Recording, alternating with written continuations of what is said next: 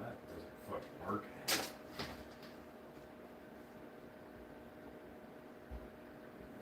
Come on. Volume off. There we go. Alright, welcome everyone that joined. I'm just doing the breakers on all these chains today and then bagging them up and getting them ready to send out. I'm not sure the length of this chain. I gotta count it.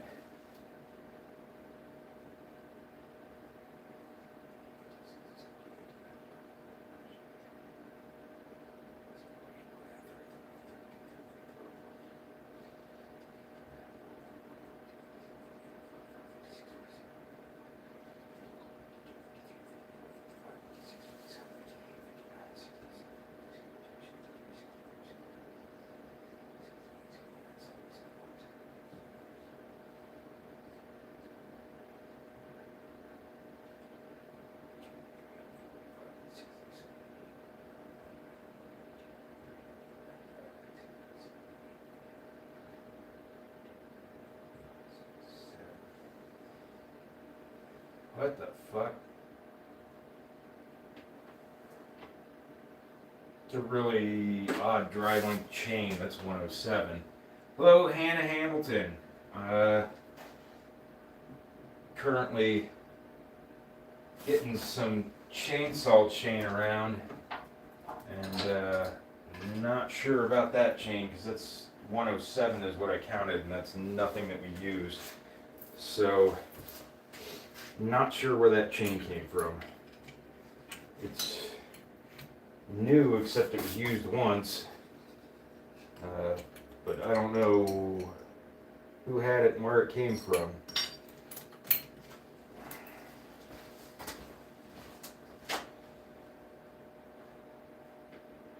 That one's good.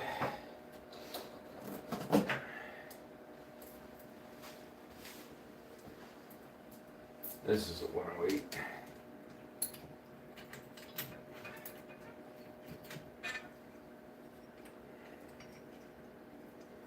That's good.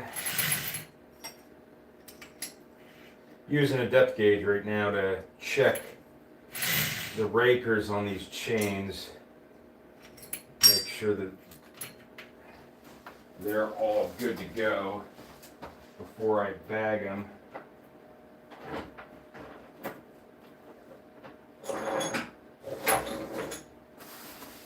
Hello, Lion or Leon. I don't know how to pronounce that, but hello.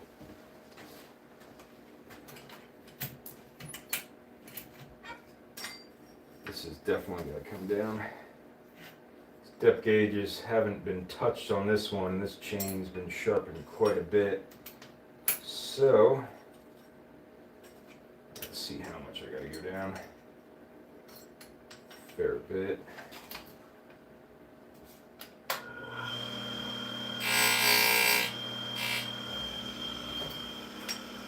Check. A little bit more.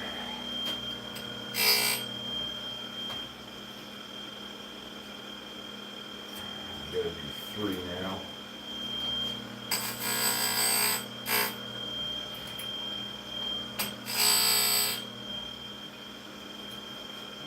Alright, let's see where I'm at. That's right on the money. Where I want to be. So, the depth gauges or rakers on the chain determine how much your chain actually bites into the wood and material you start cutting away. You don't want them too low or it'll bind your saw up because it'll be trying to take too much material at once. And you don't want them too high or you'll end up cutting like powdery material. So that gauge I have is for 25 thousandths of an inch and goes from the top of one cutting head to the next. And you just if you have a grinder like this, it's really nice. You can get it set on one where you want it, and then you can just go right through the whole rest of the chain. So it's really quick on depth gauges, and it's all even on every single one all the way across. Whereas you're doing it with a hand file or a flat file, you might take one down a little bit too far, the next one not far enough, and then too far on the next one, just right on the next one, and so on.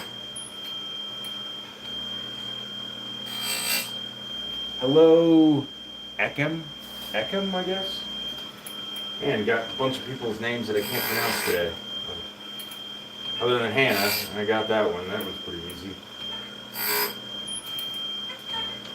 So on this channel, I've only really recently started. I think this is like my 11th live stream I've ever done. My live streaming, I mainly do chainsaw related stuff. I've rebuilt some saws, backpack blowers, and so on. So if you're interested in that kind of stuff, feel free to subscribe. It helps. But that's kind of what I'm about. I would like to talk to the chat more, but no one ever seems to want to chat. It's always very quiet in here. People tend to like to lurk.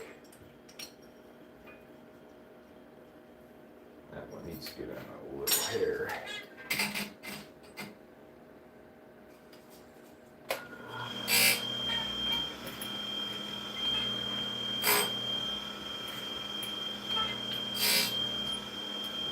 Check these.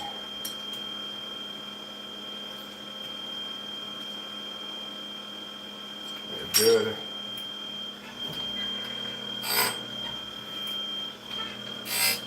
Most of the time they don't need to go down very far because I maintain all the chains that we use at our shop, and I keep on the depth gauges every time I sharpen, I hit them. But sometimes if, say, they hit a piece of metal or debris with a chain, I end up having to take a lot more material off than I was originally going to, and the depth gauges need to go down a little bit more. Like that last chain must have been taken quite a bit far back compared to what I normally like to do. Just depends on what material is in the tree, who was running the saw. Sometimes guys like to play in the dirt with the saw, so chains get used a little bit. Surprisingly, this run of chains, I didn't have any that were completely unusable. I typically get at least one every batch that's ends up going in the trash. This time it's good. Maybe this is a 72 drive length, but it seems a little short. Might be a 66.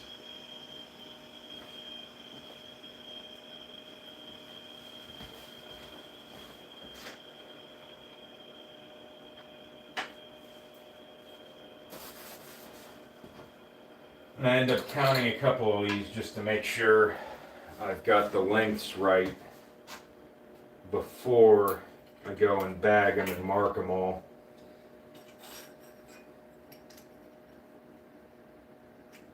So we need to touch, and that's it.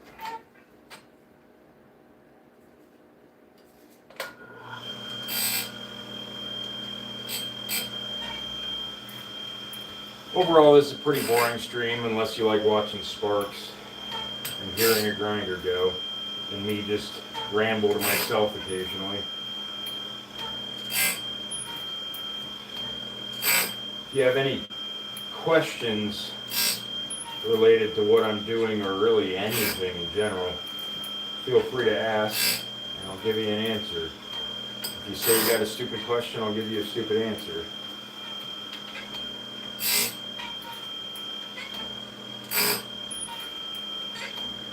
But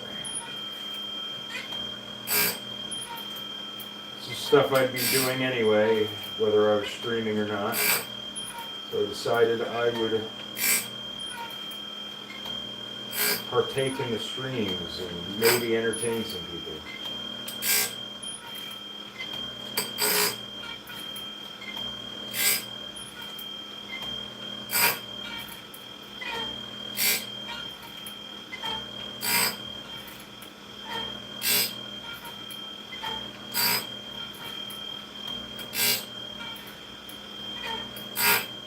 If you're new here, this grinder is the Oregon 620-120. It's probably their best chain grinder that they have in their lineup.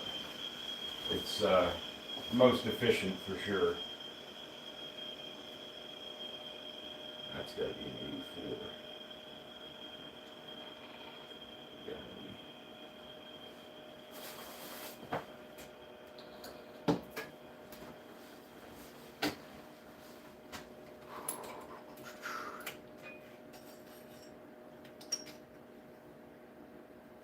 That's good. Checking some random teeth as I go, just in case somebody decided to hand file and it looks good in the first couple, but then you might have one that's not good. So I'm just double checking at random spots, make sure everything's still okay. Yeah, this one's good.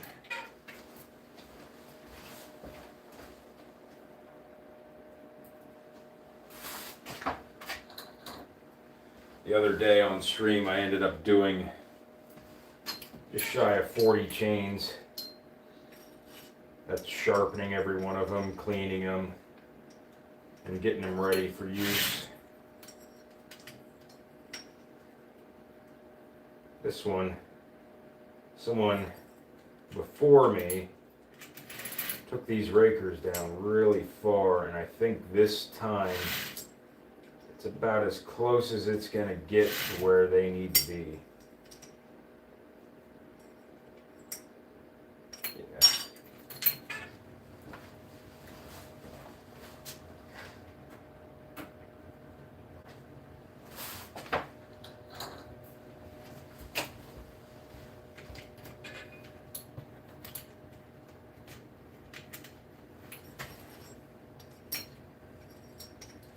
All right, that's a little high. That's a little high.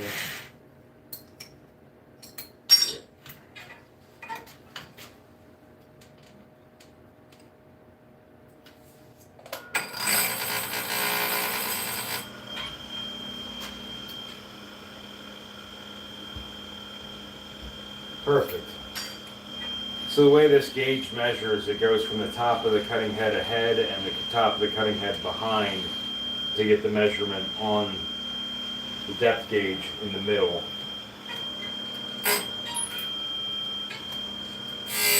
I have a couple of different ones that work different ways. My least favorite is actually the one West Coast Saw makes.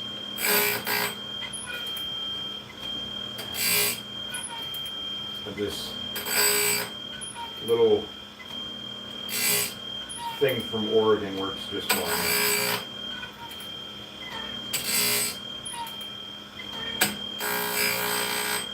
Still got some people here.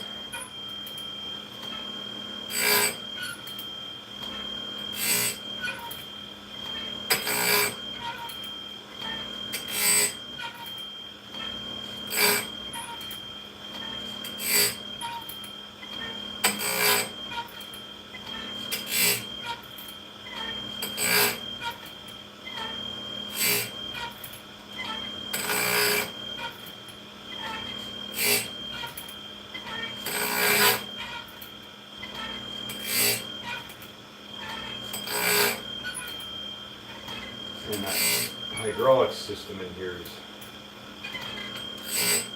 sounding pretty goofy.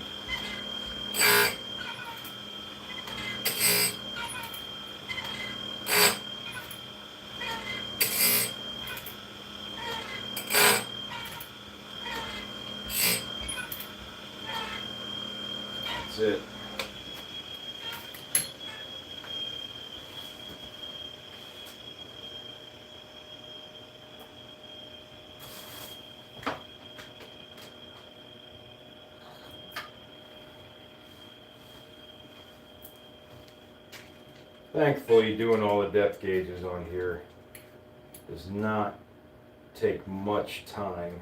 It's really not time consuming at all. Main sharpening takes the most. You got to hit every single cutting head on both directions. And then cleaning them takes forever too.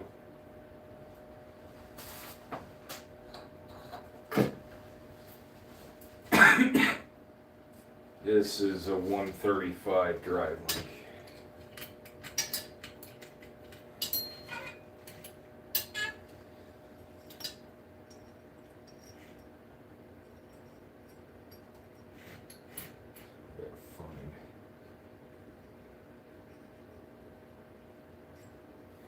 So that's where none of my depth gauges really come in handy here, because this is a 135 drive link and it's skip tooth, so none of them reach all the way across from tooth to tooth. So I kind of got to eyeball this.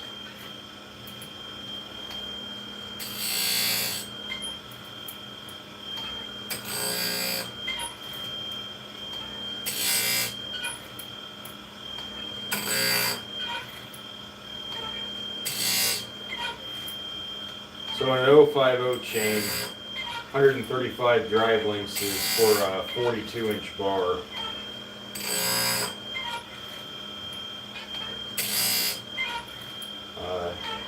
That's one we would put on a 660. We got one that I got to do here that's the same bar length, but it's 123 drive length, but it's a 404 chain. That's for 880s.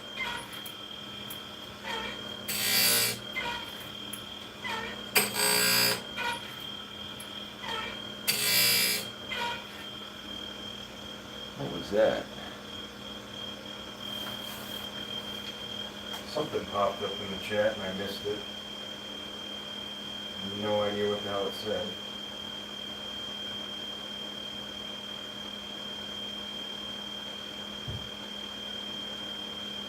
Huh. Weird. Sometimes things will pop up, whether it's a message to be approved or something. That's probably what it was. Someone saying something that got blocked.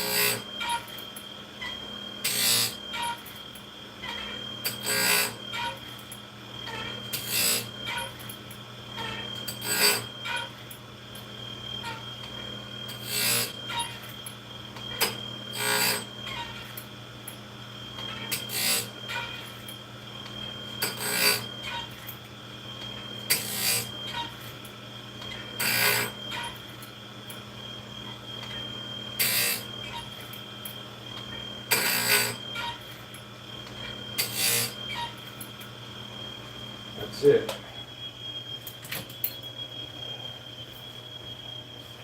All right. Okay, I already did the 404 chain.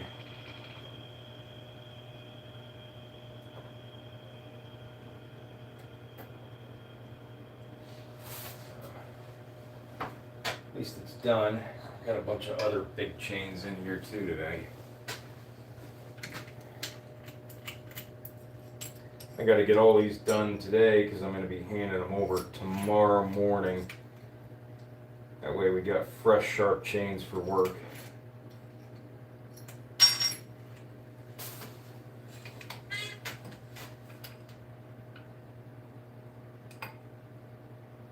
Tree work never stops.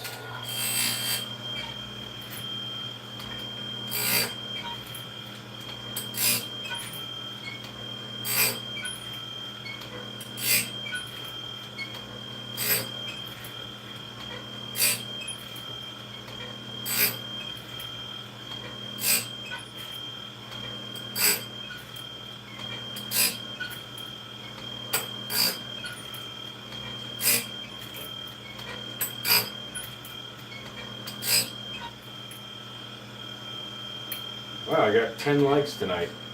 Hey, if anyone out there is actually legitimately interested in chainsaw stuff, please subscribe. That way I can get to that 500 subscriber mark here.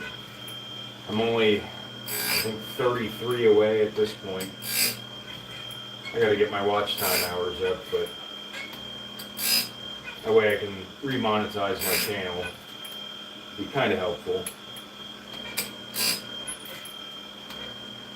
Or just feel free to ask any kind of question you want. Doesn't even have to be related to chainsaws. My chat's kind of dead right now. Nobody likes talking to me. I just kind of ramble on.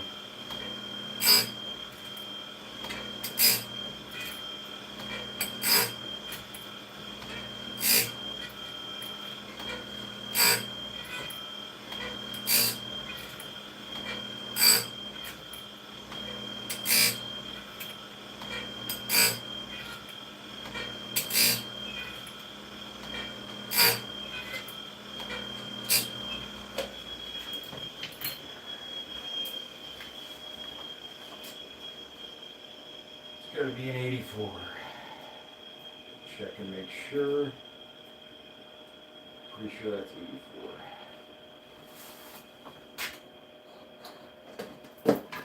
Saw brand? I'm very partial to steel. But Husqvarna does make very good products, and so does Echo. Their 2511T is a great climbing saw. But Husqvarna and Stihl make the only real true professional saws that are on the market. Stihl is by far easier to work on. Huskies are not really worker friendly if you're trying to work on them. That's the only downside.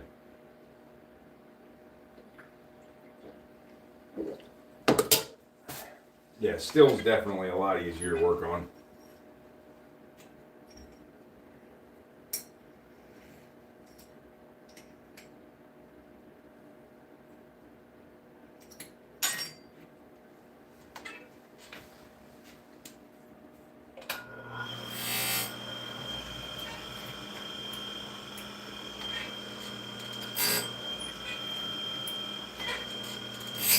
Yeah, where I work, we only use Stihl saws. Until recently, we got 3 guys with the Echo 2511s that climb with them. A couple of other offices also got the Echoes. And we've got one of the Husqvarna battery-powered saws that, honestly, the battery life is not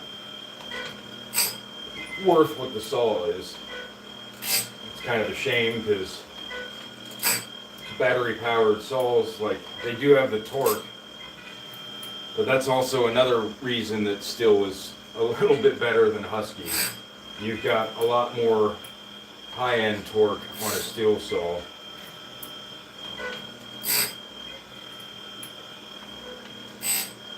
But yeah, they're both great companies overall. Actually, the first saw I really ever used was a Husky. But now,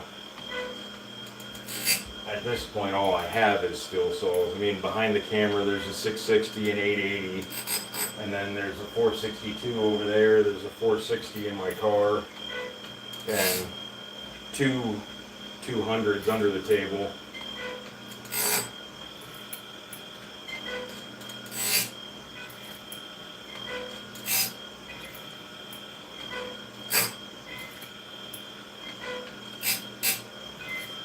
But I'm an arborist, so I climb trees for a living. This is more of a side job plus a hobby to work on saws and sharpening chains.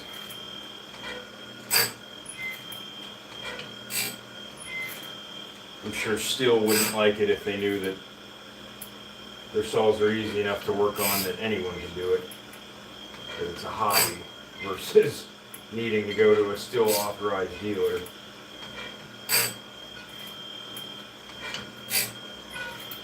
They don't make any money off of me doing it.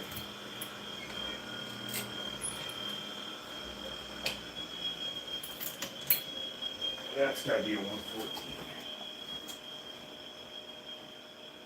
No, that's 135 too. Okay.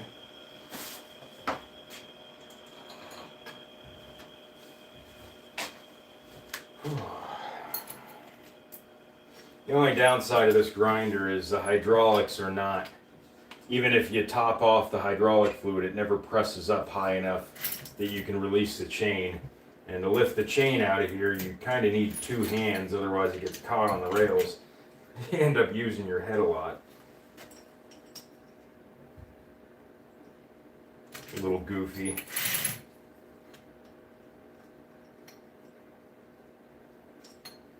But it still works. Still better than spending $2,500 on some automated grinder. Just needs to be lightly touched.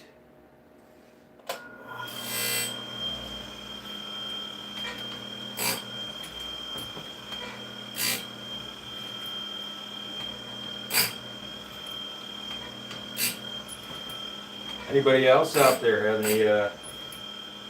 any questions? I even also really enjoy history-related stuff. I have a rather large collection of memorabilia from the World Wars. That's my main hobby,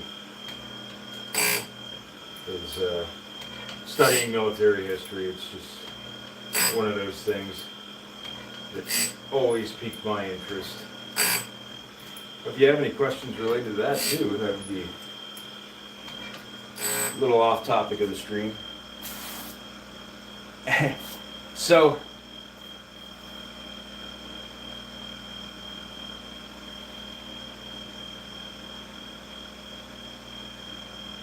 yeah, so the thing with hand filing, yes, you're going to get a better edge.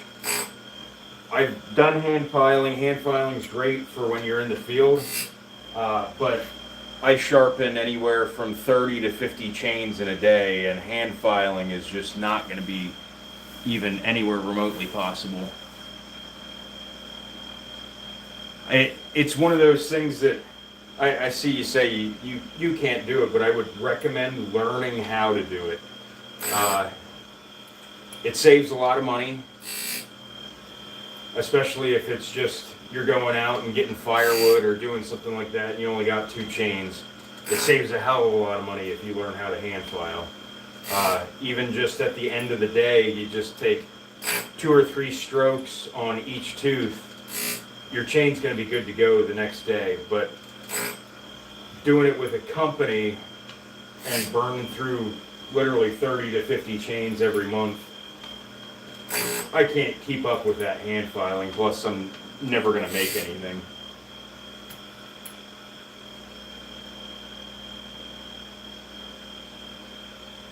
And yeah, grinders can cut really deep. What I cut myself on last year was not this grinder, it was actually a benchtop grinder.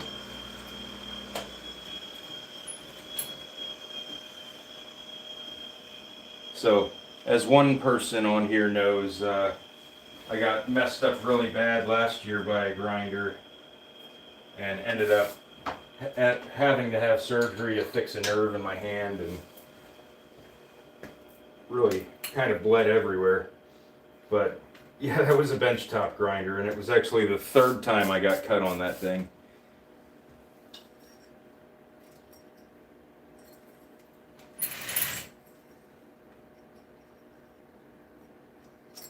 Third time I got messed up. First time I actually ended up in the hospital. The first time I got cut, I had to go to urgent care because I was bleeding good. Second time I just went to CVS to get quick clot, and the third time I really messed myself up. So now that benchtop grinder is somewhere. My wife forbids me from using it.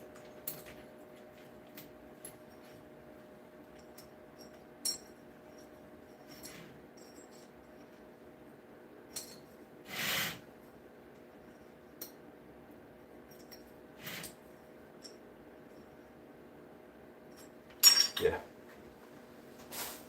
Yeah, my wife is smarter than me. You're right. I'm sure you can see the scar. That's where the surgery was. But yeah, she's definitely smarter than me when it comes to not hurting herself. Of course, she plays roller derby and gets hurt herself, just not in the same way.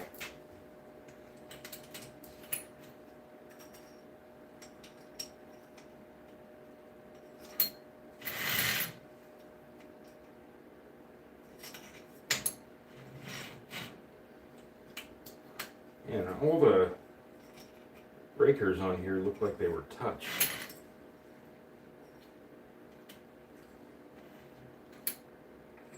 Huh. They're all good, but I didn't do that.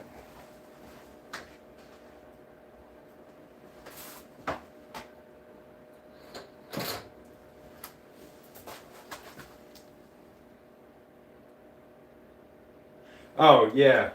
Absolutely. I try to respond to pretty much any chat that I see, as long as I see it and I'm not doing something else. But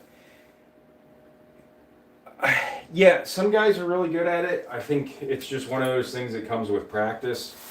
If you're not good at it, I'd recommend getting one of the clamps that hold the file at the right angle.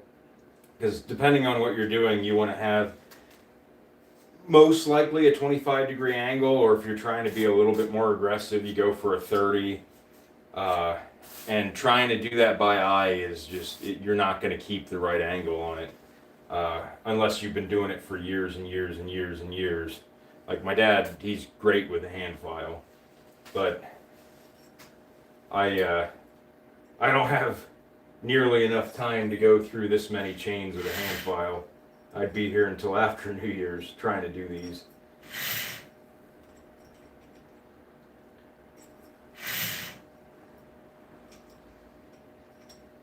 It's still good.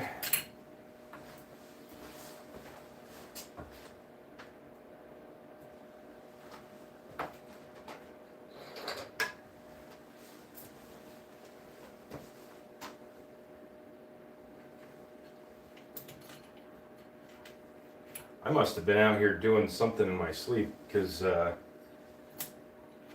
some of these I swear I hit with on the rakers or the depth gauges, but I don't remember doing them. And they're fresh cuts on the metal, so someone did, and I'm the only one with the key to the garage, so it was definitely me.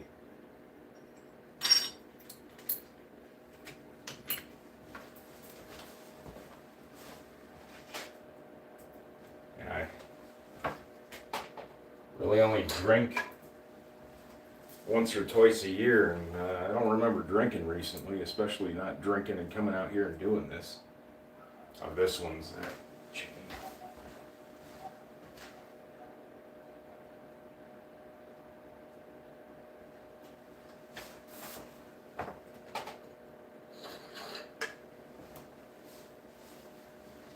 Huh. This is another one that looks like got hit. Yeah, that's good.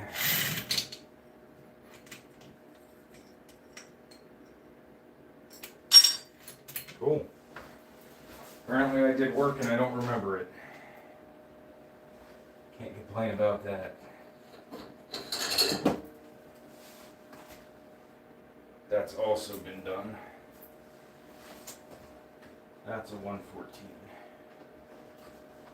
Alright. Yeah, now I gotta start bagging some of these because I gotta get into the smaller drive link chains, and I don't want to mix all of this up. to count. The hell is that? Somebody must be shoveling outside or doing something. But I count one of these just so I make sure I get these right, because the 72s and 66s look very similar.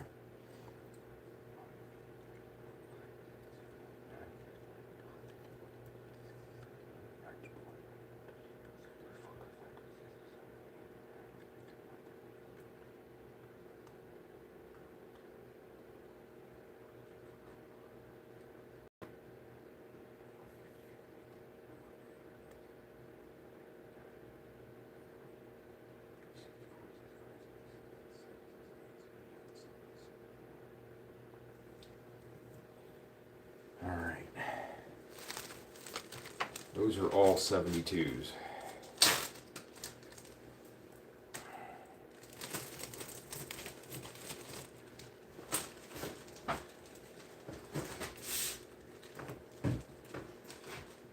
So each bag gets a couple of spritz of WD-40 in there to prevent rusting.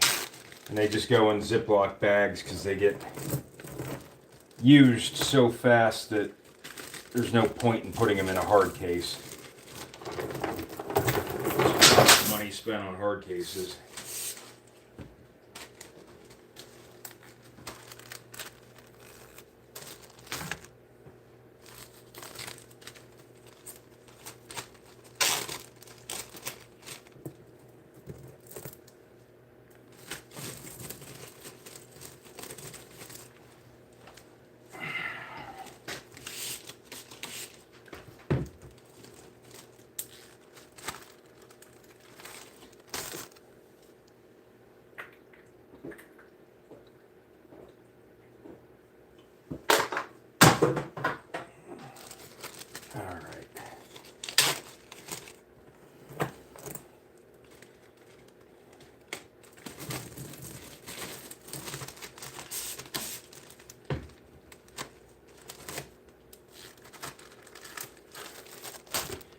I'm actually running low on WD-40. I'm gonna have to order some. That and new diamond grinding wheel for the grinder and a bunch of other stuff.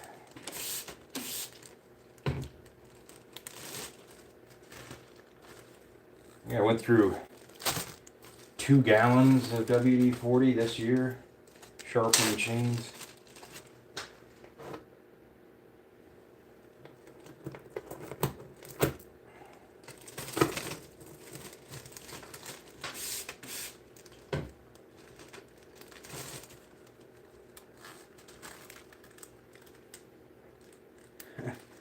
Garbage media. So I was working on sharpening chainsaw chains. I'm currently bagging up some before I get back over to the smaller chains so I can clear up a little bit of space on the workbench. It's nothing that exciting unless you have any questions related to chainsaw stuff I can answer, but or history related stuff.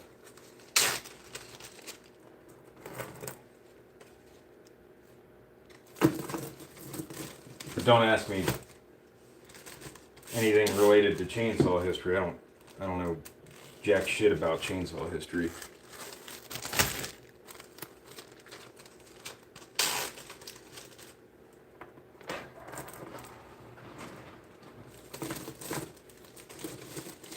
Oh, what the hell's going on outside?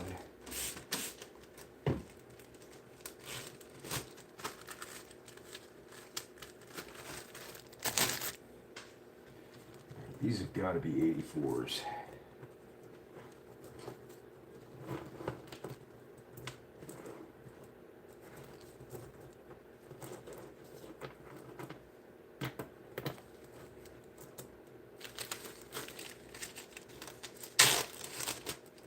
These have all been soaked in a oil bath too, so they don't rust.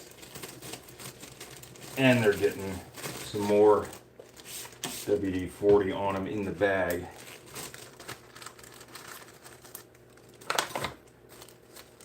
Yeah, definitely nothing too exciting going on.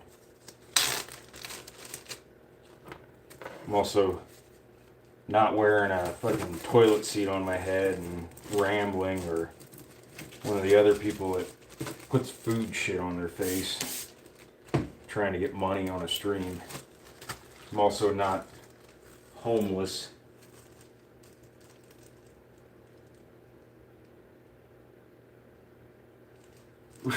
Really? I'm trying to think. You threw away a bunch of chains. Like, what did you buy that you were trying to sharpen with that didn't work?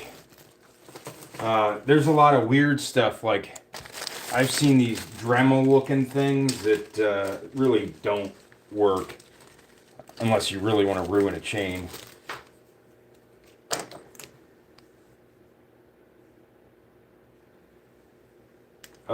Julia, I'm gonna go ahead and hope that's not true. I really hope that's not true.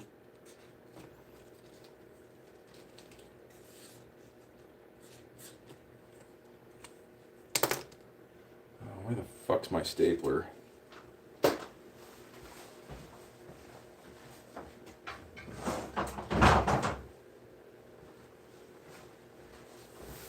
I curse a lot on stream, so I hope that doesn't offend anybody, but I curse a lot in person too. So if it does offend you, I really don't fucking care. But I lost my stapler now. I'm gonna turn into Milton from Office Space and burn my garage down because I can't find my stapler.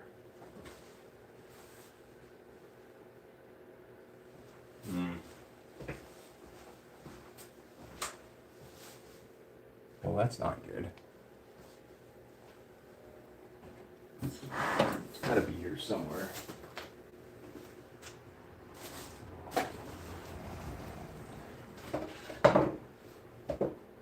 Cut that shit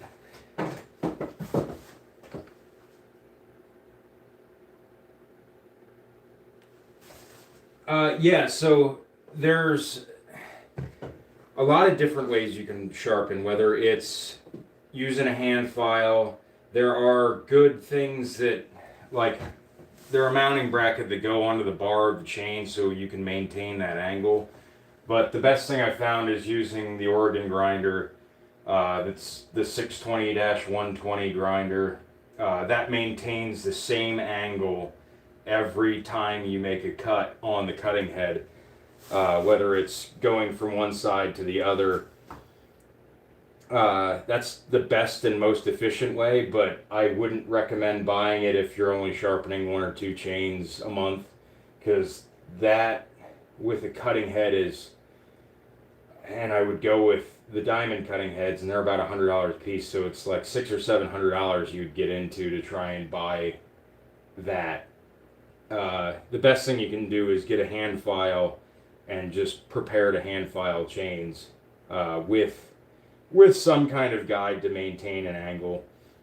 You want to maintain between 25 and 30 degrees with a hand file or with the grinder. Depends on how aggressive you want to go.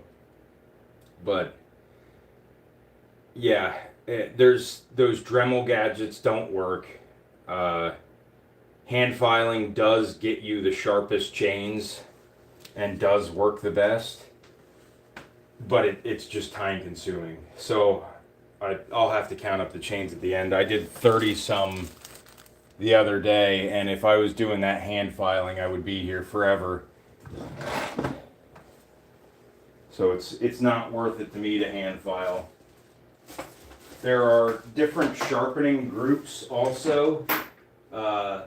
I know there's a couple of Facebook groups that I've seen. Even Reddit has a couple of groups.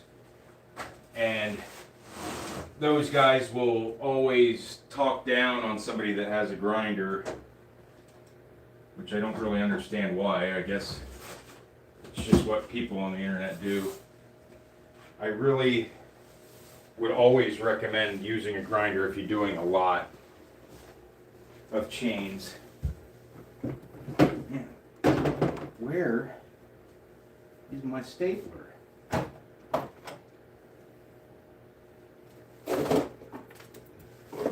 I honestly don't know what I did with it. There it is. That tends to be what happens in a lot of my streams. I end up spending half a stream trying to find some tool that I need that I misplaced in the garage.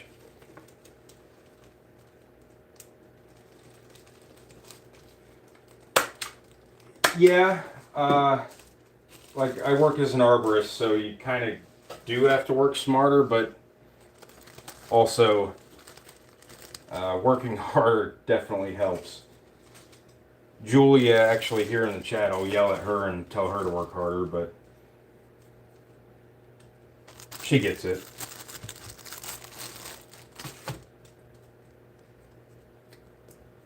Yeah. With how expensive chainsaw chains are, I would never throw one away.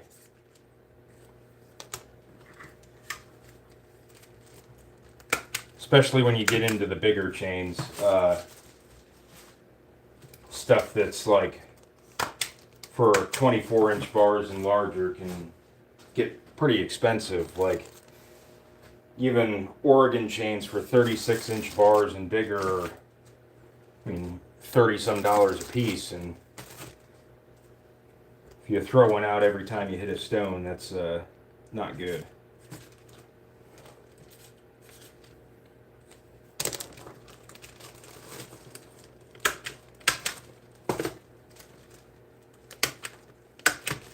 But I appreciate you actually chatting and talking.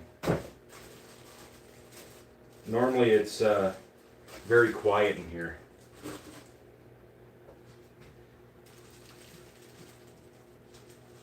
$27 plus tax for like a 1/4-inch drive. Yeah, it's probably about that.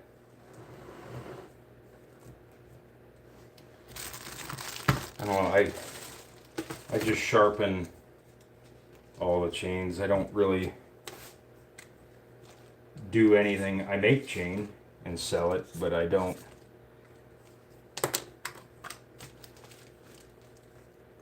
really know what the going rate is right now for especially 1/4-inch drive. I looked at a spool of 1/4-inch drive and I was like, no, that's not going to happen.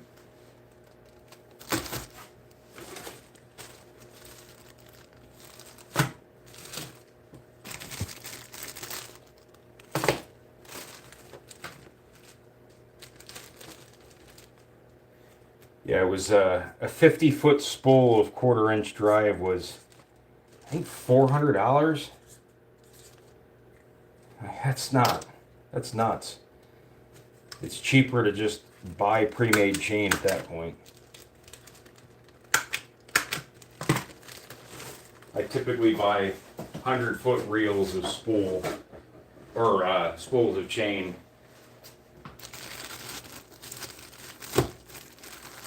I don't really want anything smaller than that, because I mean, I could burn through a 100-foot roll of chain in an hour making chain.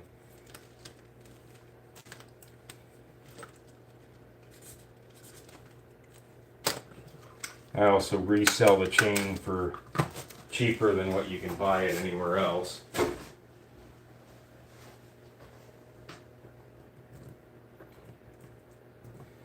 Alright, now I got a mess all over the floor of chains.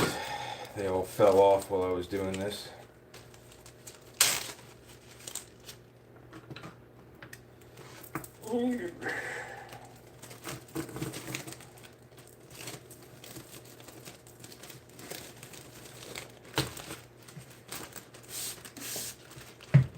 I will be done with this shortly, and then I'll get back over to the grinder.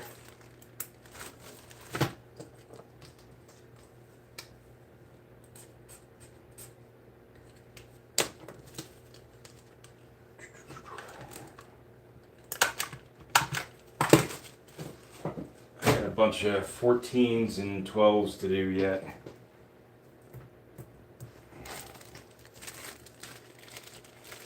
They'll go quick though. They always do, unless I screw something up.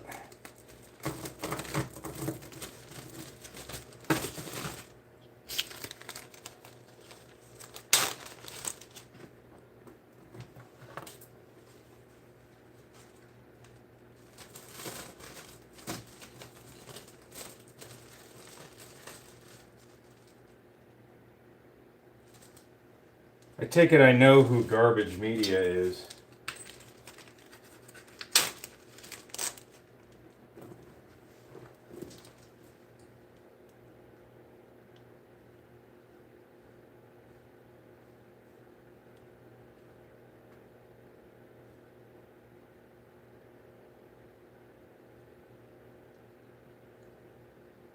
No, I don't. But no. We're definitely not near a redwood forest, so I'm actually on the East Coast. Yeah, I think the biggest trees that I have dealt with at work, like the largest trees would be 6 foot for DBH. Redwoods are considerably larger, but these are 91 drive lengths, so this is a 28-inch chain.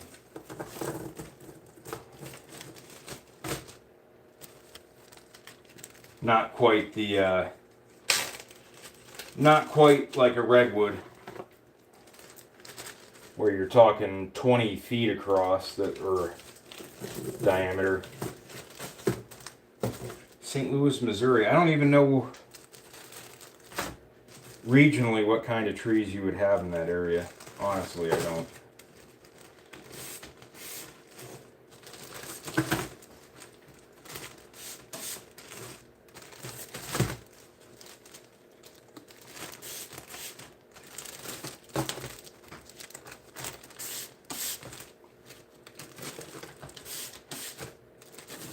Yeah, the East Coast, we still get some pretty large trees, but I mainly do residential work, so a lot of them are either very young or old mature trees that have stayed preserved on the property. So when they die or become a hazard, I end up having to cut them down. Or when a homeowner decides they just don't like the tree anymore, even though it's been there for 3 times as long as them.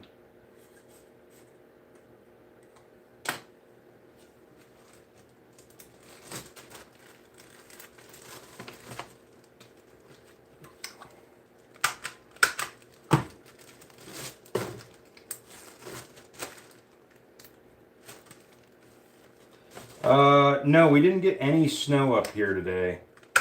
Yesterday we got a whole lot of ice. We had about 2 inches of ice. Or was that the day before yesterday? Yeah, that was the day before yesterday. Yesterday we didn't get anything either.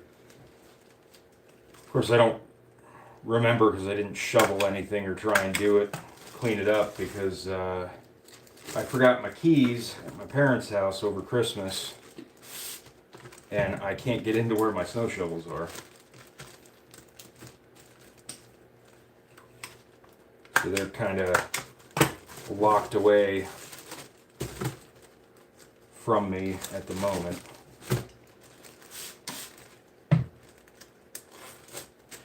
I've never been to Missouri.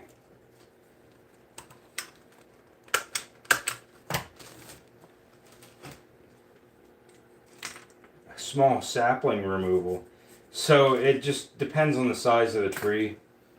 If it's like legitimately a very small sapling, like a year to 2 year thing, it would really depend on what we're doing on the property otherwise. Like if we're not there for any other reason than to remove just a small sapling, I would probably just tell the homeowner they can do it themselves if it's not a hazard in any way, because it wouldn't be worth us coming out. Unless we were doing plant health care or something else on that property and they could do it at the same time. Otherwise it would just cost too much and wouldn't be worth it for us to come out. I mean, it would be worth it for us to come out, but not worth it for the homeowner. So I wouldn't even give a quote on a very small tree.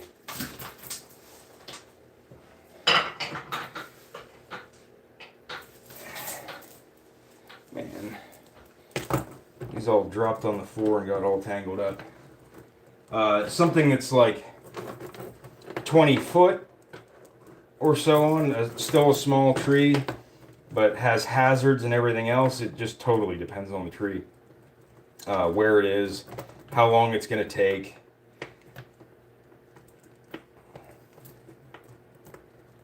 Like if it's kind of wrapped up in comm lines or other stuff,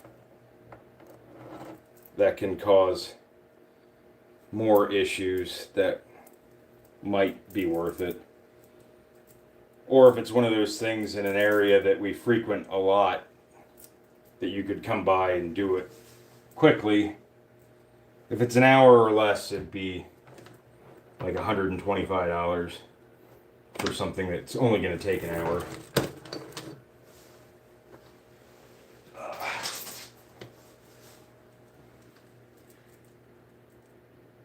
Kerosene cucumbers. It's fucking, that's different. You know, I like cucumbers, but I don't like kerosene on my cucumbers. Oh, man.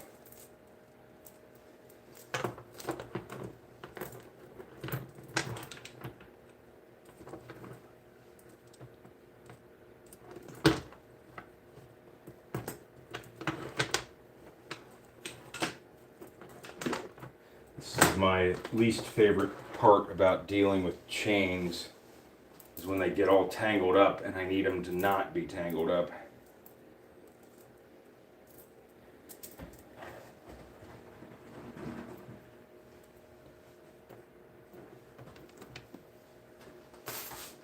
Alright, that's good to go. These are two 135s.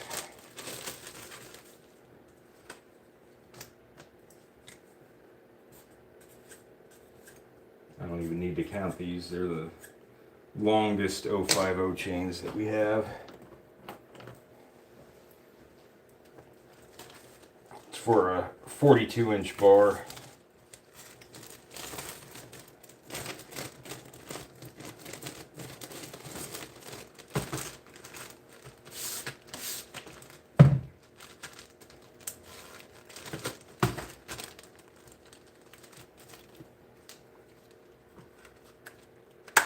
You do tree work, or you just kind of maintain your own property?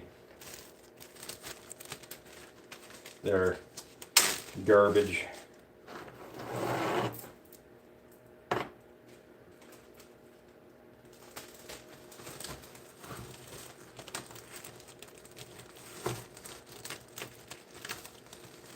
Come on, go in the bag.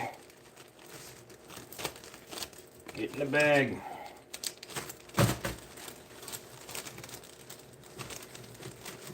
Sucks for whoever has to use this chain. That's just going to be tangled up.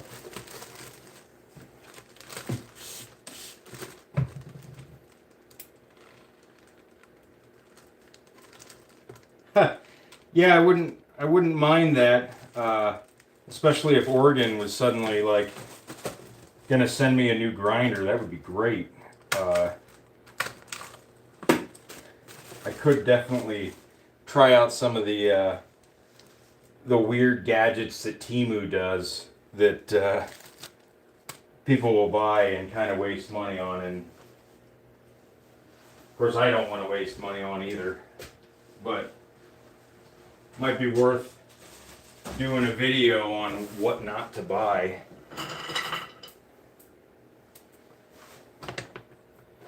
Got to be a 123.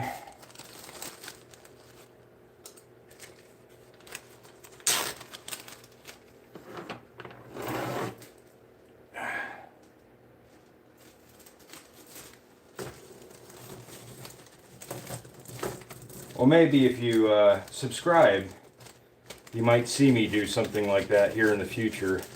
I could buy a bunch of those goofy products and test them out, because I think some of them are pretty cheap. Like the Dremel things are like $20 and they're not any good. I've got plenty of chains that sit on the wall back there that are, wow, I wrote the wrong number on that. That are no longer in service because they're boogered up in one way or another. So I could definitely test them out on there. I wanted to put some oil in here before I forget.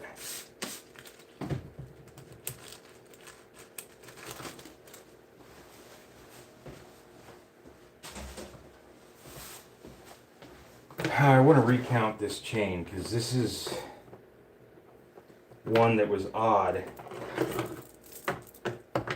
and doesn't make sense to me because it's not the length of chain that any of our saws use. So we don't have I think 108 or 107 is what I counted before, and that would be for like a 32-inch bar maybe.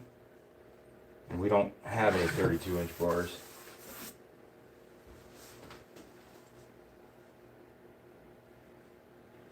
Well, how tall is the sapling? Like around property structure. Like, is it something? Oh, they always have to bid on small sapling removals. Okay, I get it now. Yeah, I don't even know if I would, unless there was another reason why we were on the property. Like doing small saplings just is too expensive for a homeowner to have. Like the company I work for is a big company, and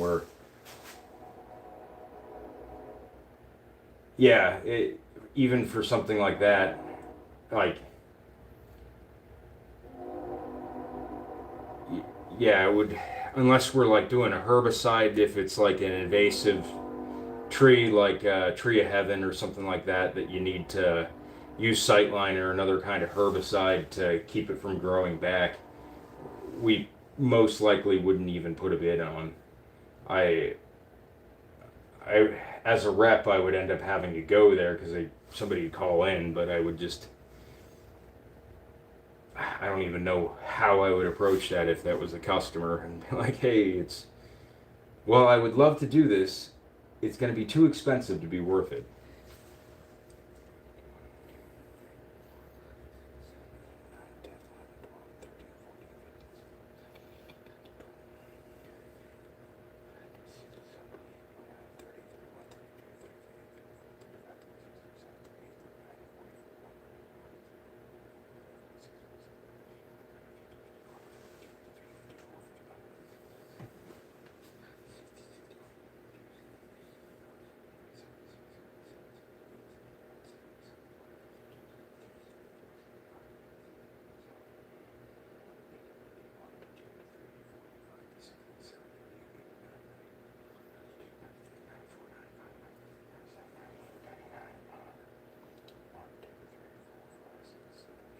Okay, it's 108. Yeah, I don't know whose chain this is. It's definitely not ours. Okay. So they would be doing work for like a realty company that's representing the banks. That's a little bit different because they're probably doing more than just taking care of small saplings. Like the company that your friend works for probably does all the landscaping work, mowing the lawn, everything else. So then it'd be worth it. Our company doesn't really handle anything like that, so I don't know how I would bid sapling removals.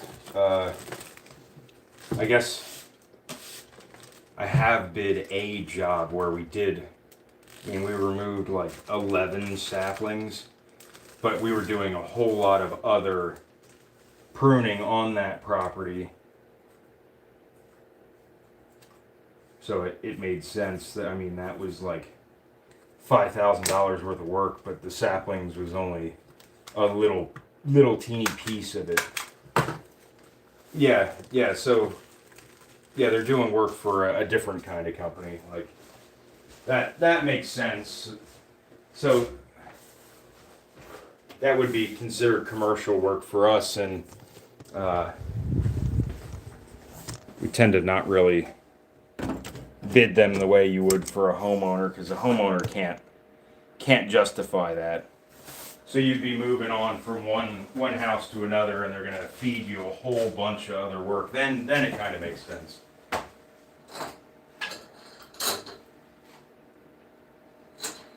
Yeah, for us, what we do, it wouldn't make sense for our company to do. It's not quite in our wheelhouse and what we're prepared to do. Sending a 3-man crew out to cut down a little sapling would be real expensive.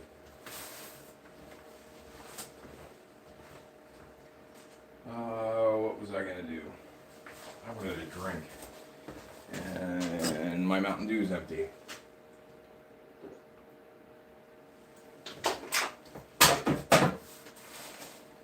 I'm gonna take 30 seconds.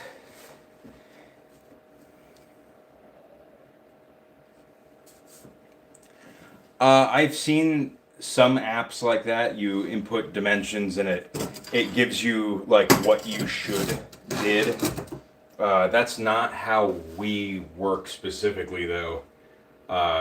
We go by man hours on site with the drive time to and from. So I estimate about how long something will take, and it tends to be cheaper than the way a lot of those apps bid things, but it gets us continual work and happier customers. If you're going by an app and you're overcharging everybody, I mean, it's not great. We're also still more expensive than the vast majority of companies, though.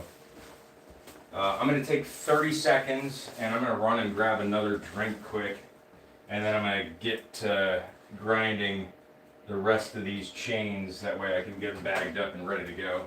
And I'm going to grab a tub to stick them in while I'm over there. Be right back.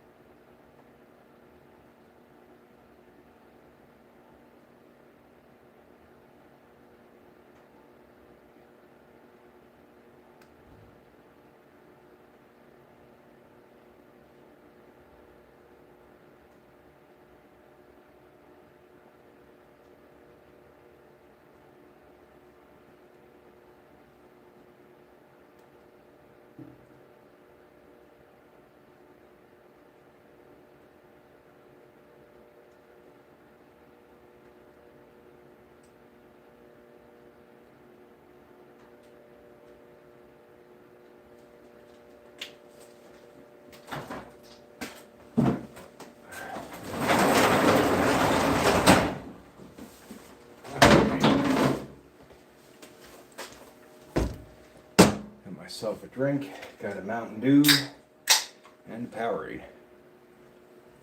All right.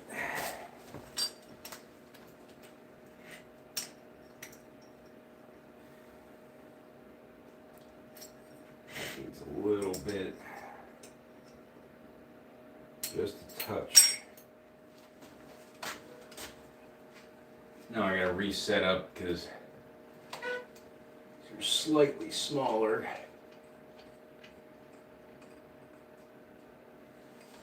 I gotta touch up my stone. one reason I like using the diamond wheels versus these, I think it's aluminum oxide wheel, is one, you don't have to deal with the dust with the diamond wheel, and two, you don't have to touch it up all the time.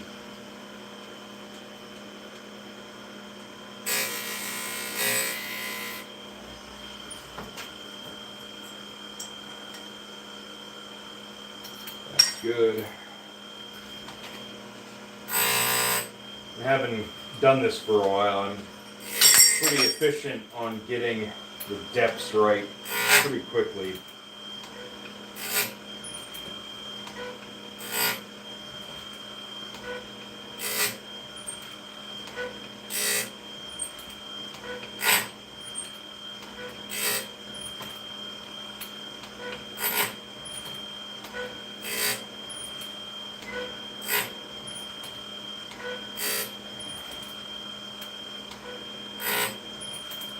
So I can get through quite a few chains pretty fast. But also when I'm doing this and I have it set for a specific height and some are hitting more than others, I can tell when somebody took a flat file to it, because this gets them all the same exact height, whereas somebody with a flat file might hit it with 2 or 3 strokes in one way or 3 and 4 another way and not get them perfectly even. Like I could tell on here, somebody hit some of them more than others.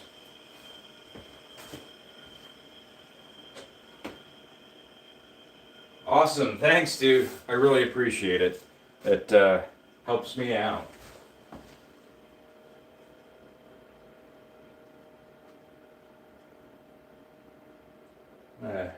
Take a gander over on the analytics page and see how many people actually watched tonight. It's 9:30ish, well 9:20 here. Been on for a little over an hour. 3,576 people. That's pretty good. My last stream I had just over 10,000 people, which was very surprising. That's the most I've ever had. That was a lot. Of course, there's more people talking tonight than ever before.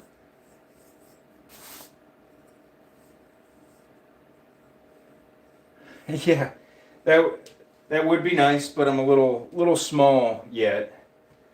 I wish I could get a sponsorship from Oregon. That'd be really cool. It'd be really nice if they'd just send me free spools of chain, because shit's expensive. Maybe at some point I'll reach out. I think my most likely avenue that I could get a sponsorship is approaching some of these companies that make the grinding heads for this grinder, because there's so many different companies that do it.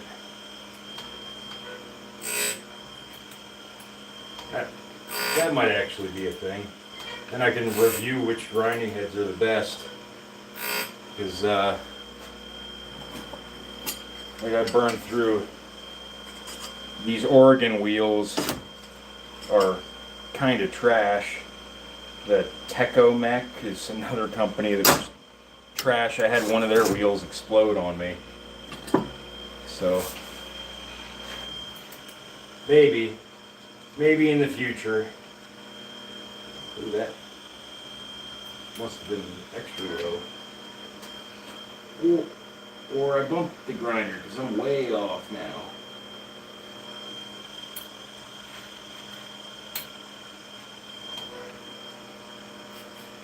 That's better.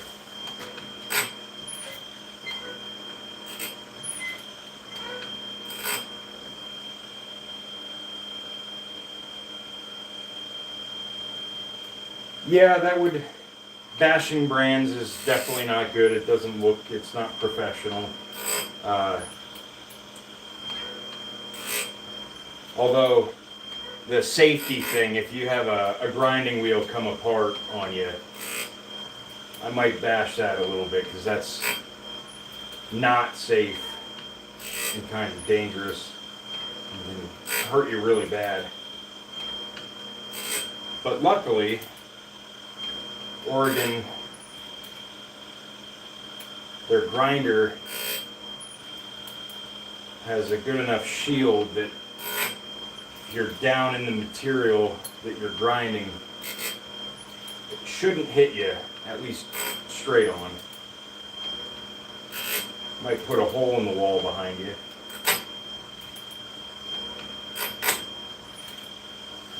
That should be done.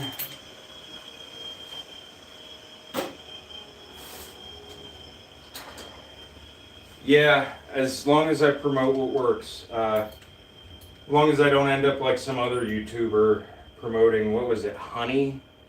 I think was that thing where it was like getting deals on products and everything else online, and it turned out that it was a scam that took people's like their information or some other weird shit, and then ended up scamming YouTubers out of money.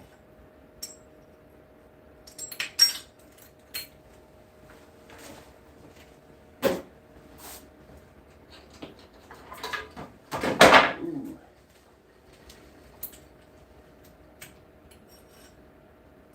This is the chain that was all rusted up. I would definitely recommend certain types of chain too. Oregon themselves makes great quality chain. I watched a good video on the durability testing of different companies' chains, and Oregon ended up coming in second overall between all of the companies. Still's chains came in first with being able to maintain a sharpness. Yeah, they came in the best, but they're also per chain almost twice as expensive as Oregon, and Oregon was a close second. I think one of the worst was actually Husqvarna's chains that they make.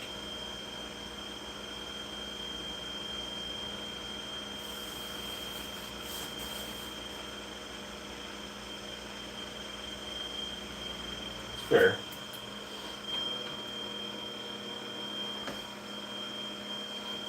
I think I got something going on here. Yeah. I came loose on here, so it's wanting to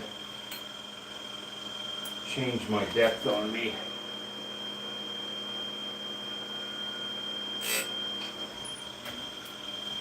Every time I lift up, it was loosening up.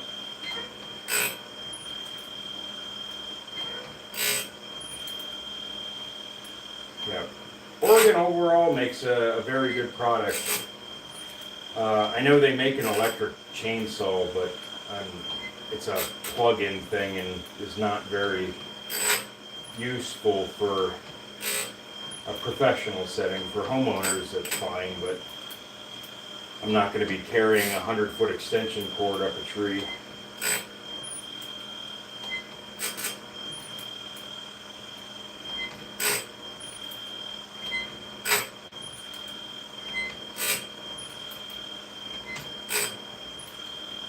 I'd also kind of like to gear my channel on at least the shorts and long form videos more towards history related stuff. That's originally what I wanted to do on here to begin with, was history related content, but I kind of got sidetracked and started out my channel, a long time ago. Last video I posted was like 15 years ago. I deleted a bunch of them. But yeah, I stopped posting on here for years and years.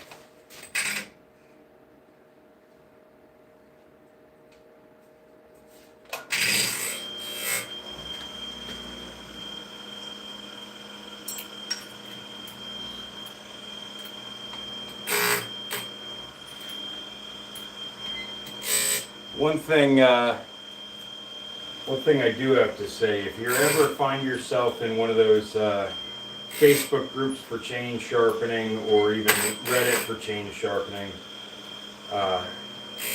everyone pretty much recommends cleaning the chains prior to sharpening, like especially if you're doing it with a grinder.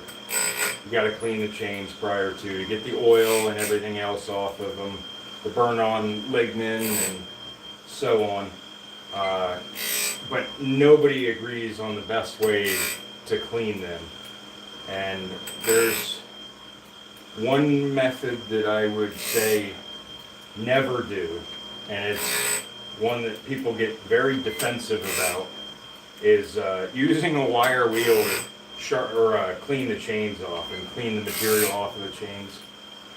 It is extremely dangerous, something that you should never do, but people still do it and say they never got hurt, and it works the best. They've never gotten hurt, but other people have. Any kind of loose object, like if you're holding a chain like this and you're getting it near a wire wheel, it's likely to grab it and rip it out of your hands. And tell you, it's gonna hurt a lot. I think I read a thing where one guy was saying to never do that, and has scars to prove why he doesn't recommend doing that. People still said that it was just how he was doing it. No. The best method to clean chains that I've found so far is I have an ultrasonic cleaner. It's the same thing that jewelers use to clean jewelry. I put nearly boiling hot water in, and that and Dawn dish soap, and leave it in there for the 30-minute cycle that it goes through. You can get the Vivor ultrasonic cleaners. They're like a little over $100, and it is the best thing I've ever used for cleaning chains. You can fill a basket and go through 20 chains in a cycle versus, one by one trying to wire wheel them. I've also seen one other person use the ultrasonic cleaner like I do, but he sticks all the chains in jars and plastic bags with gas to try and help break down the stuff. Yeah, I mean, it's not unsafe. It's not going to explode even though it's hot. It's not near the flash point. But my whole reservation with it is that gas is really expensive to be wasting on trying to clean chains. That, and it's just, I don't know, it's not a good method to use. Unless you just happen to have a whole lot of gas laying around that you really don't know what to do with. If you do, just give it to me, I'll use it.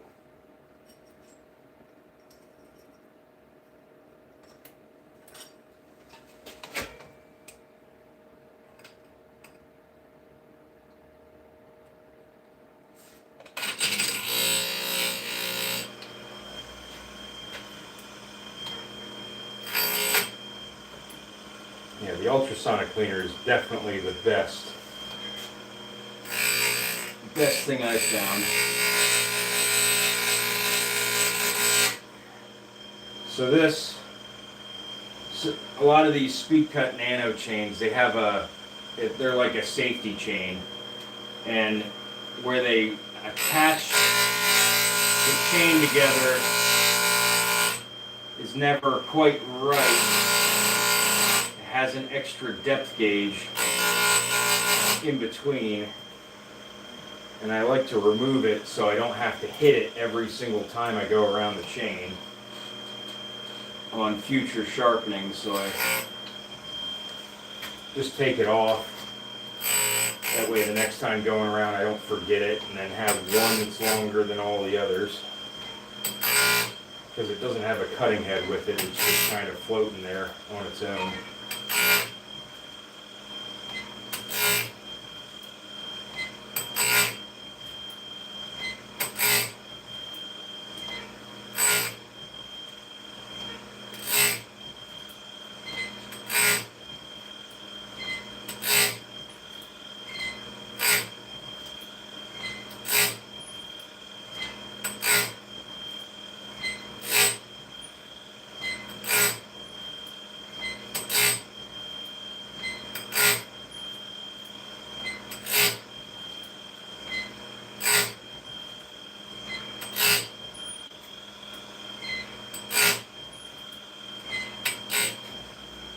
It.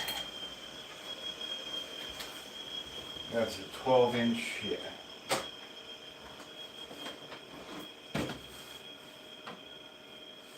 So right now I'm already done sharpening. I'm doing all of the depth gauges on each of the chains. And that one, like I explained, was where they attach the chain together. Let's see if this one has the same thing. Yeah, it does. So right here is where the tie is to attach this. So it comes in a spool and you attach them together. Oh, I'm not even in front of the camera. And you attach them together. So this is a safety chain. And when you attach it together, it's got an additional depth gauge here.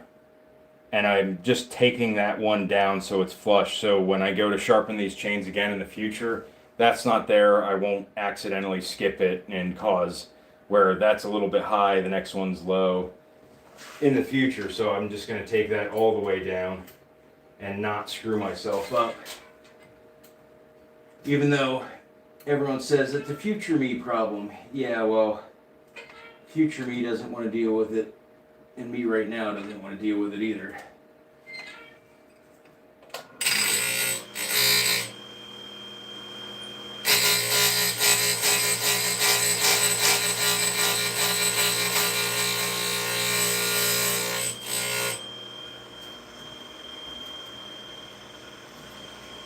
Alright, see where we're at on this one. Just a hair.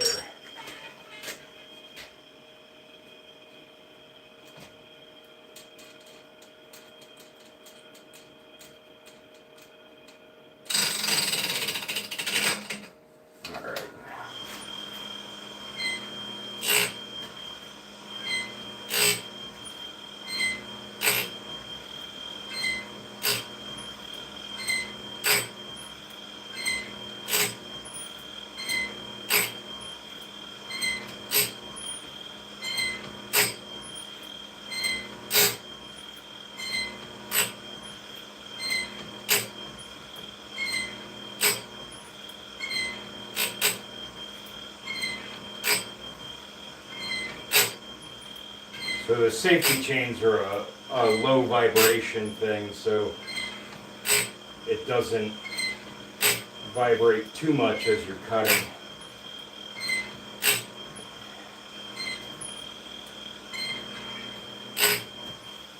And that's also just the way all their Speed Cut Nano chains come.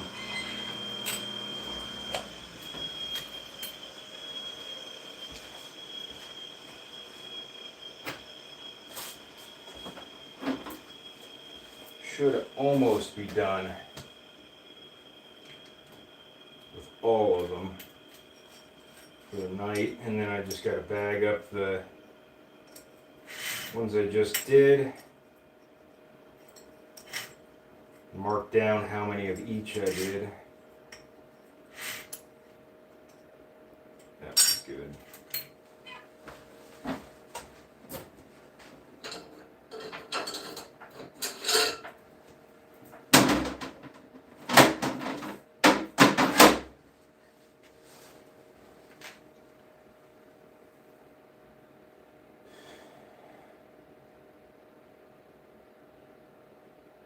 This has got to be for one of the 2511s. Yeah, I've done this chain before.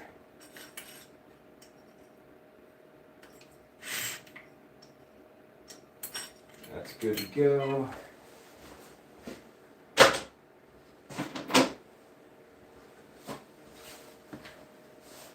Still got 21 people in here.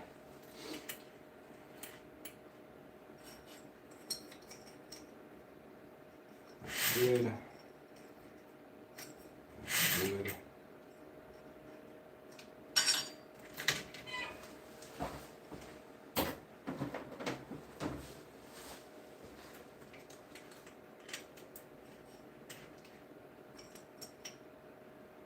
That's a hair high.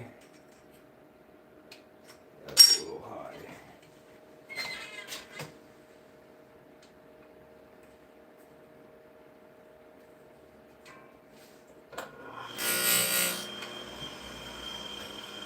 Check that. Still a little high.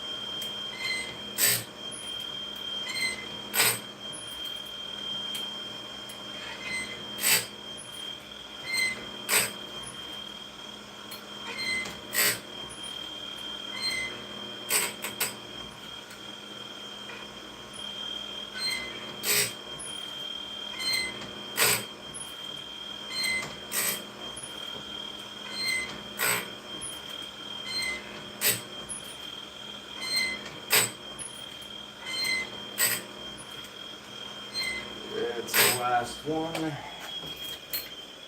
All right, back to bagging. A couple of these I gotta count.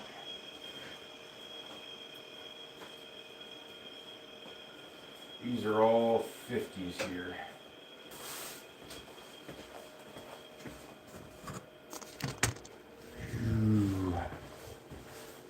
Back over to the table.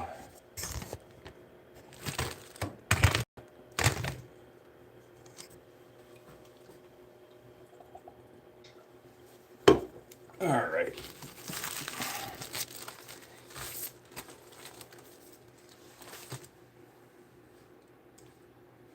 Let me take 1 second. Well, these are all 50s, except for those three. There's one's for just a regular Oregon 12-inch bar, and the other two are speed cut nano chains, so they get labeled separately.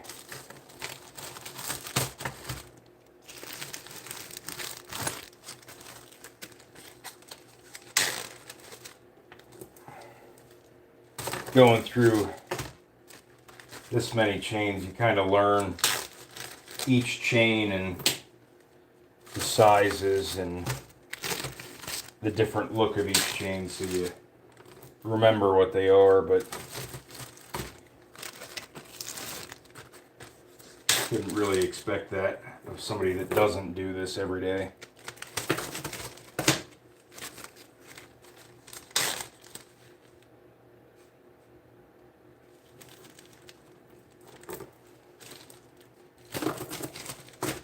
I need more Ziploc bags again.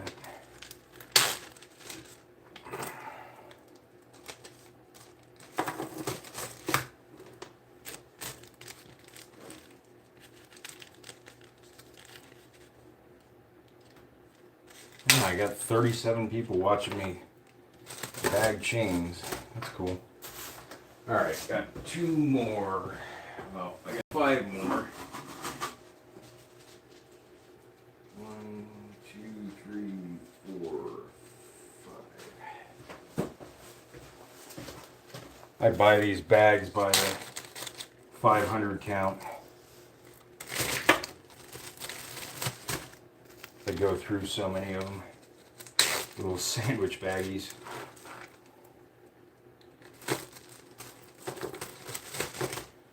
All right, now I need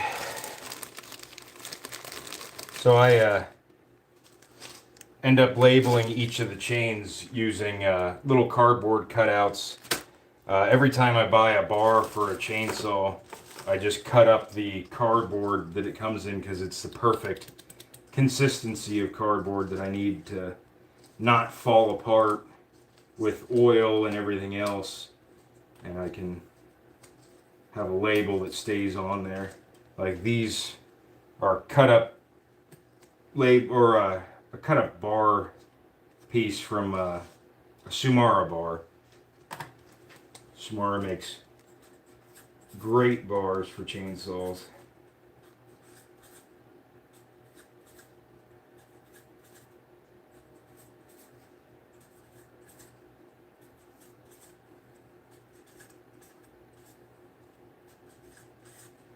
Before I go through too many more of them.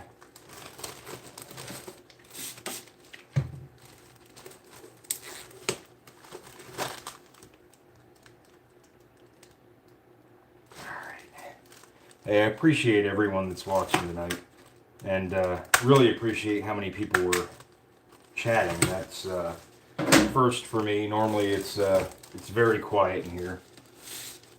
If anyone else has questions, I gladly will answer. It doesn't even have to be related to chainsaw stuff. And if you're a troll out there, I'll take that too. It's actually kind of what I was hoping for, was getting trolled once in a while. And unfortunately, it hasn't happened.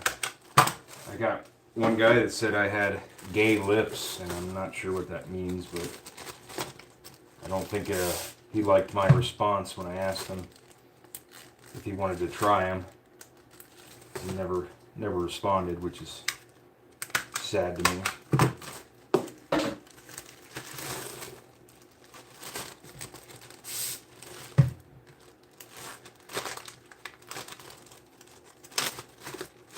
All right.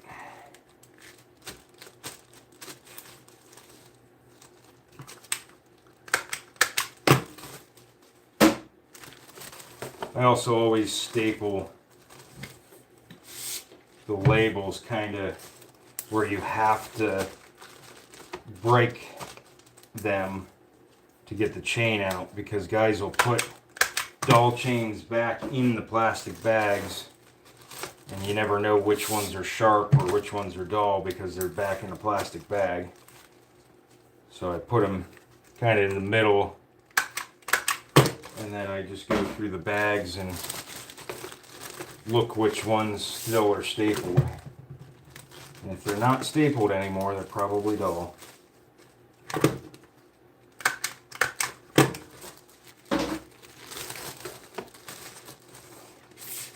Ooh, I just sprayed my table instead of in the bag.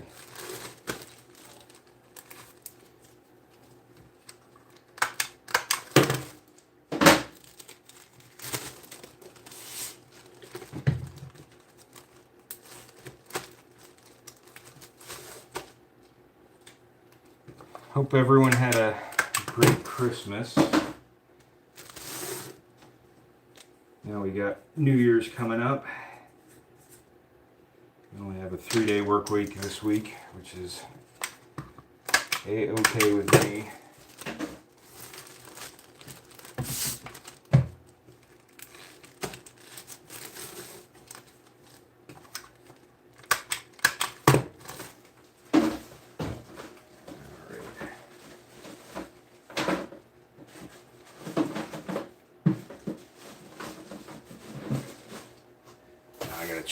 Actually count these, so I don't know how many drive links are in them.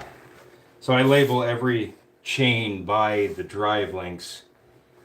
Apparently that's confusing for some people, even though that's what's written on your bar.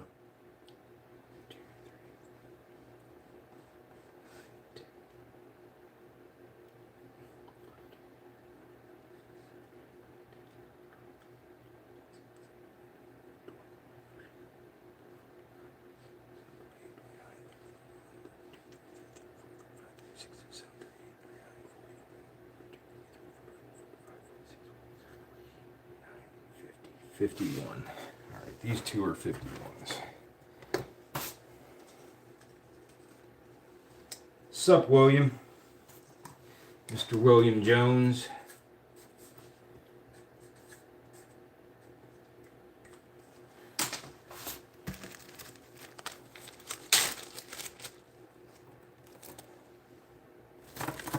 Thanks for tuning in tonight.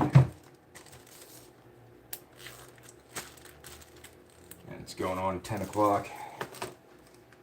Almost done though.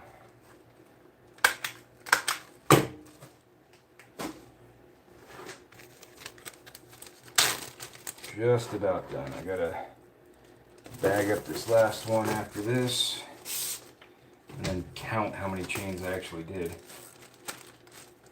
I do not know. Somewhere over 30. But I gotta know what size, otherwise I don't know what to bill. Alright, let's see. Where do I want to start?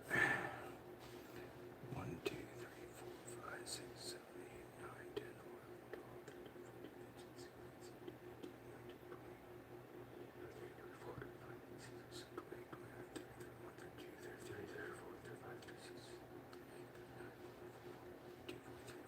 45. Yeah, that's for 12-inch Oregon bar.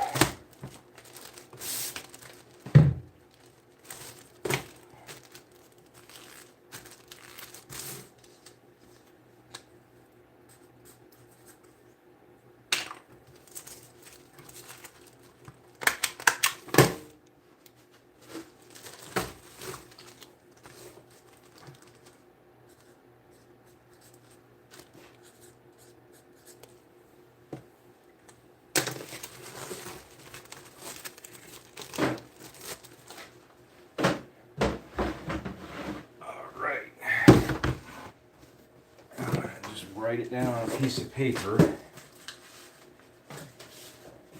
just write it on the cardboard box.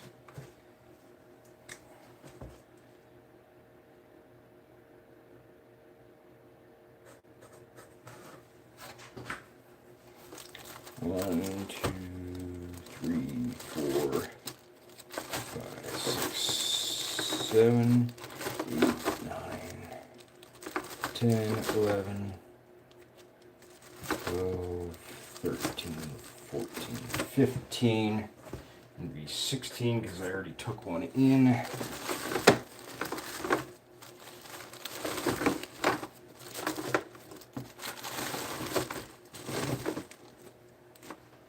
And then 20, 24. Need all my 72 chains that I just did. And the 84s. 1, 2, 3, 4, 5, 6, 7, 8, 9.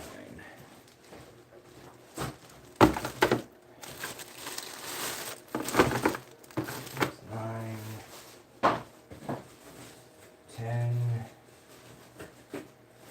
11, 20 to 24 inch, and now 28 plus.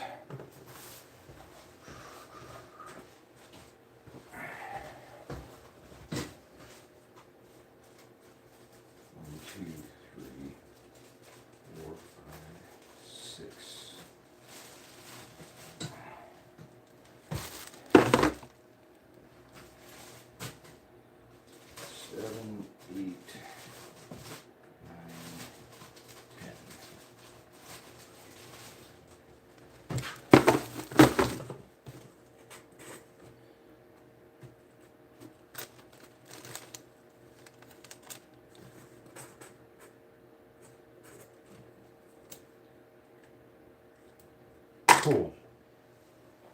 Now let's total this up. That was 37 chains. It's not too bad. Let me see. price this out. How much was that?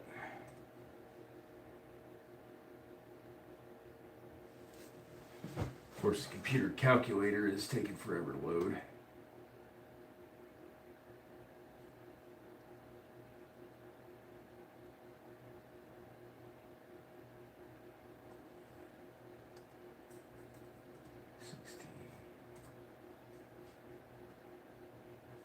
Times 6.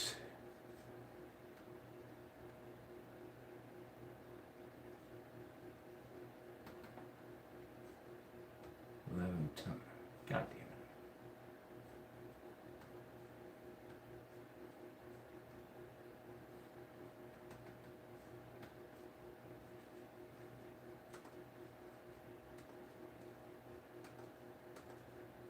I wish I had a keypad on this.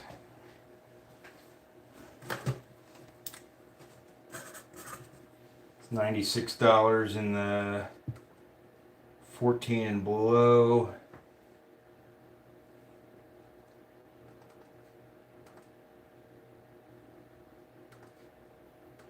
$77 on the 20-inch.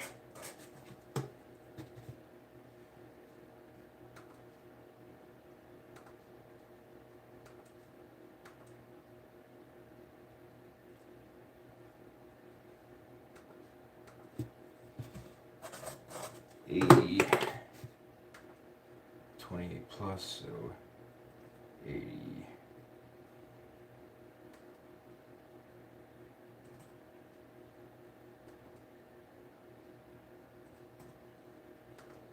$253 in chains. Really only took, oh, it's 2 evenings, but it would have only been 1 day if I dedicated more than 2 hours to it. Not too bad. But I'm going to end the stream here so I can go to bed. Thank you guys for watching, and have a good night.